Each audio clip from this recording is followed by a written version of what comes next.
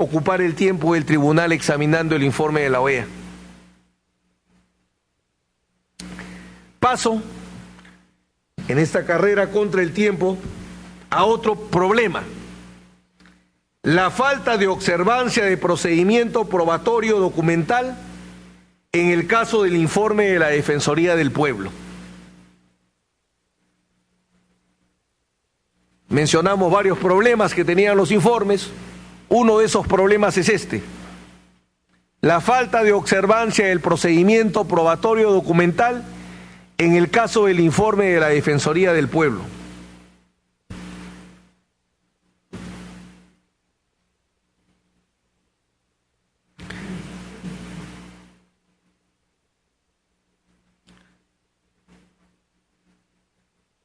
Habiéndose establecido que el informe es un documento, o al menos que ha sido tipificado por este tribunal como documento,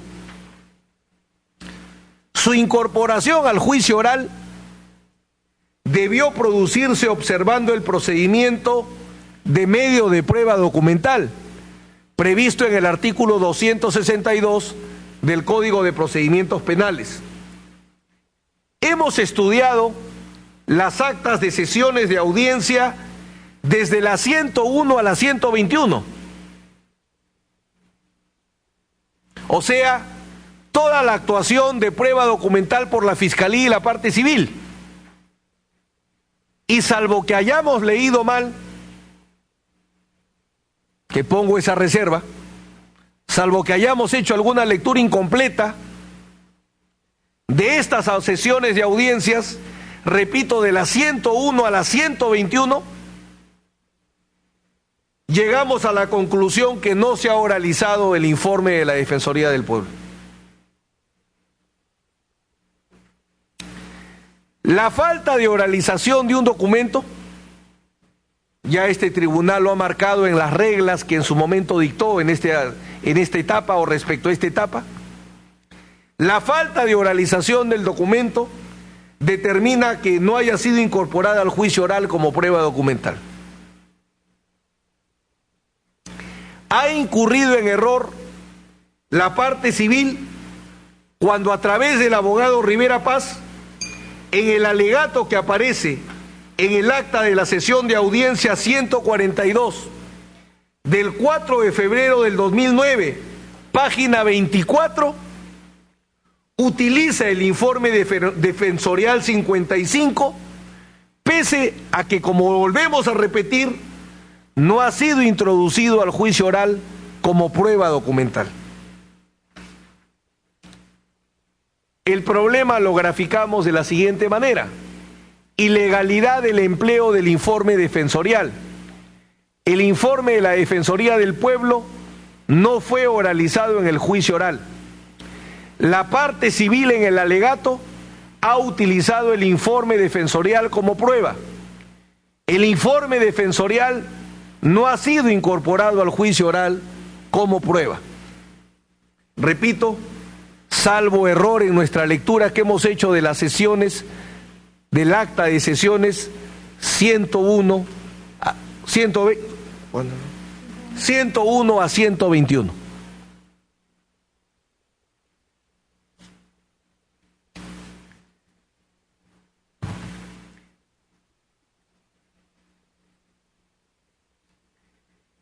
El otro problema que presentan los informes es un problema de conducencia. Para probar la existencia de una política de gobierno antiterrorista,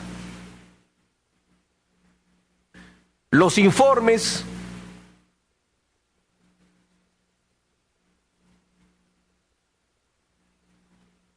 y quizás más que conducencia, si me permite, señor presidente, diría de idoneidad.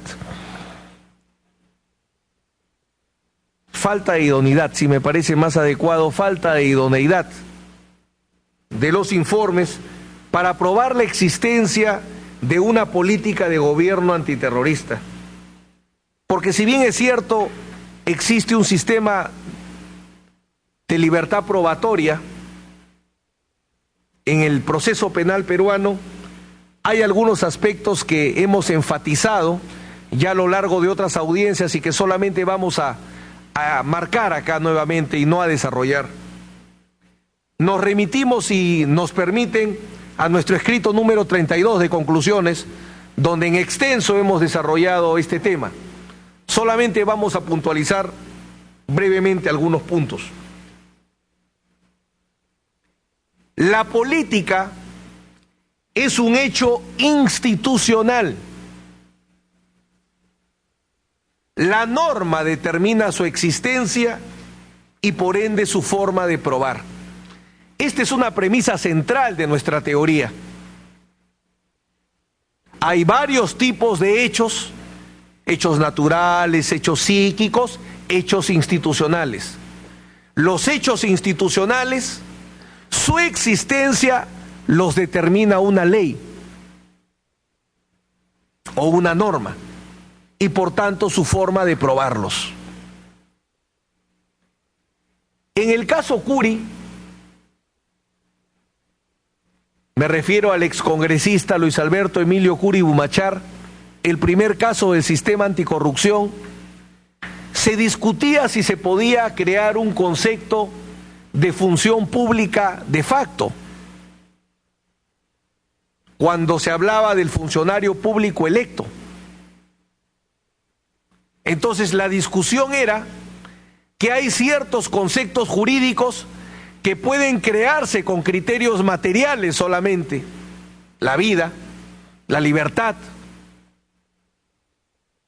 pero hay conceptos jurídicos que necesariamente tienen que crearse en función de las normas, la función pública, el orden constitucional, el orden monetario.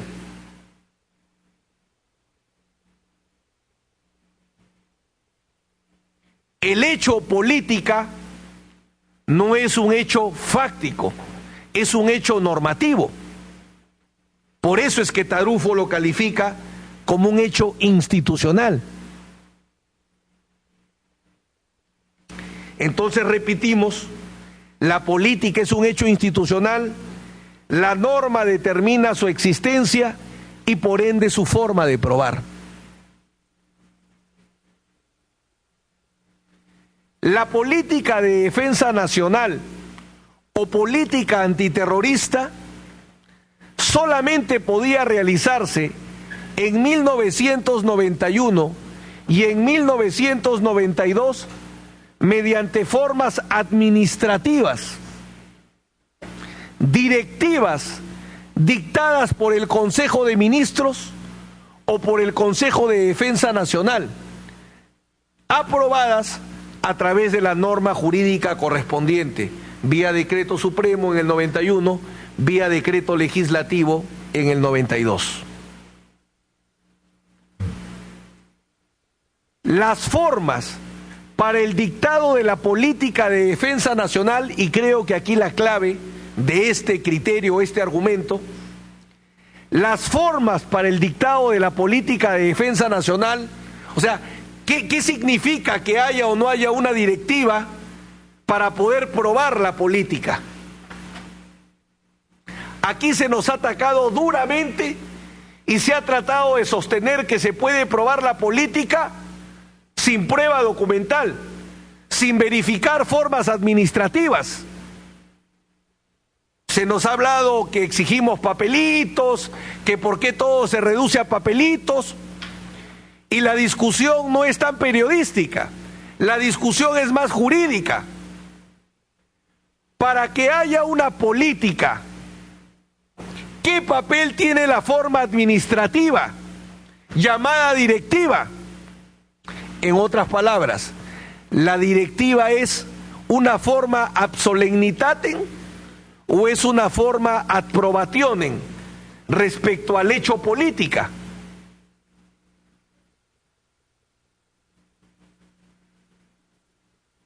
Ahí está la clave de la discusión. Si se puede probar una política sin directivas, es que el tribunal determina que no son formas ad solemnitatem. sino en todo caso ad probationem. Y así como se puede probar vía prueba documental, también pruebo la política vía prueba testimonial o vía prueba indiciaria. Pero si la sala determina que la directiva de gobierno es una forma ab solemnitatem, o sea, si no hay forma, el hecho no existe, ¿cómo se podría probar, señor presidente, lo que no existe?